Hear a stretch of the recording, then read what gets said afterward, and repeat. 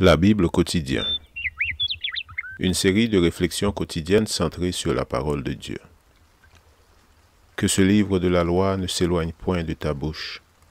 Médite-le jour et nuit, pour agir fidèlement selon tout ce qui y est écrit.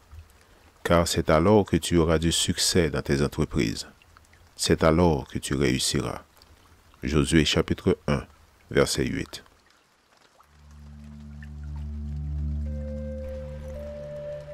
Aujourd'hui, le 2 octobre, de Dieu à martyr.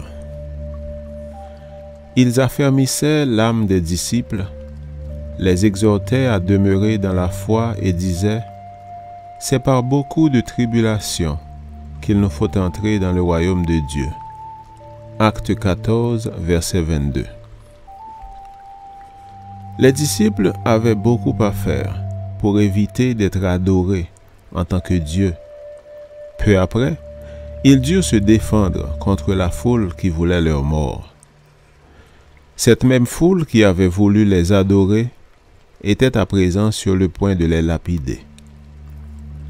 Les louanges des hommes ne sont pas fiables, car c'est ainsi qu'ils agirent avec Jésus. Les mains qui avaient rassemblé les palmes furent celles qui se levèrent quelques jours plus tard au cri de « Crucifie-le ». Le monde et ses louanges ne devraient pas être ce que poursuit le chrétien.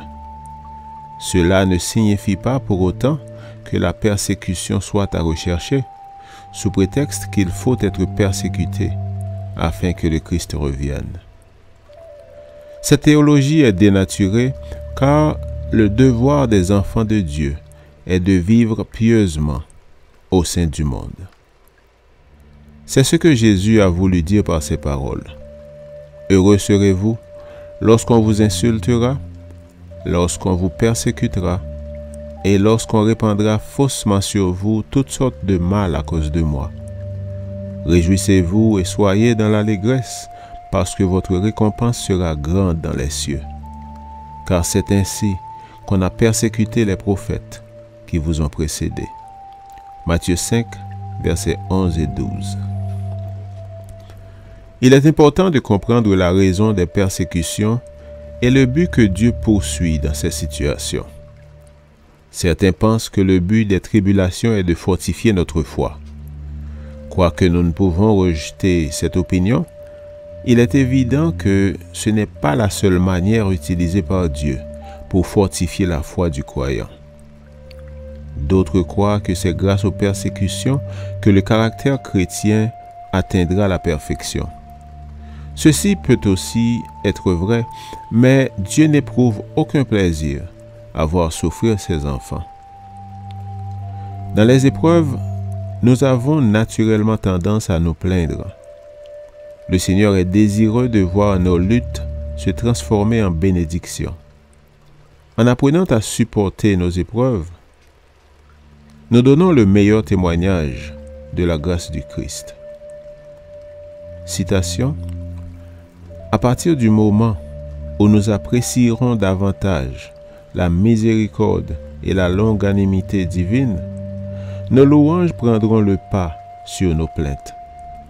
C'est l'attention pleine d'amour du Seigneur et la tendre compassion du berger dont nous parlerons. La langue de notre cœur ne sera ni le murmure, ni la plainte égoïste. La louange, tel un courant d'eau claire et vive, fera croître les véritables croyants de Dieu. Fin de citation. Sons and Daughters of God, page 198. Lecture de la Bible pour aujourd'hui dans l'Ancien Testament, Ésaïe chapitre 17 à 20. Et dans le Nouveau Testament, Actes 14 et 15. Merci d'avoir écouté. Je vous souhaite de passer une excellente journée avec Jésus. À la prochaine!